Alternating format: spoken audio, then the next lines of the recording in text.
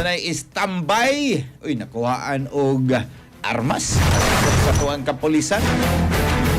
Diin man ni dapita unya nganong nagtiner man ni siya nining maong armas. Sama ni. Nag-standby na speakers din niya sa katropang Eric Amaro about ning armas. Live report. Katropang Eric, di man ni makuha ang armas.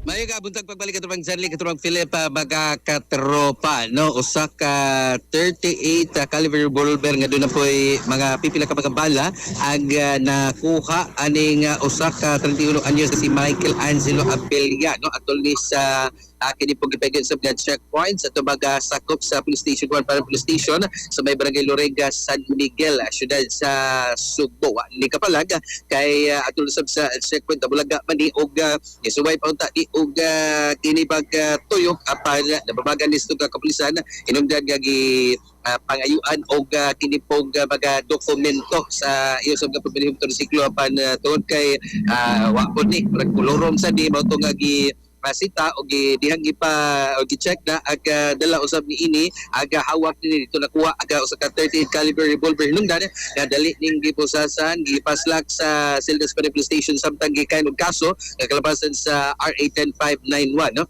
kini nga new firearms and ammunition act katupag ang Philip mga kiglang karon adlaw Lunes hingpit kay pasaka mong kaso batok sa ginakpan so far katupag san mga kiglan manatog kasi sa station 1 mga katropa basta adlaw Lunes pa mo magluyad ha mga kiglan kape nga Santo Plus Complex may imna mga kiglan sa kana po ka 20 pa mo minom sa kadlaw mas magka-healthy mo kay tungod tambal ni kape sa ligyan pag kiglan sa Yes Wealth Incorporated anang sa Negosyo Pilipino para sa Pilipinas yung katropa Eric Amaro, XFM News.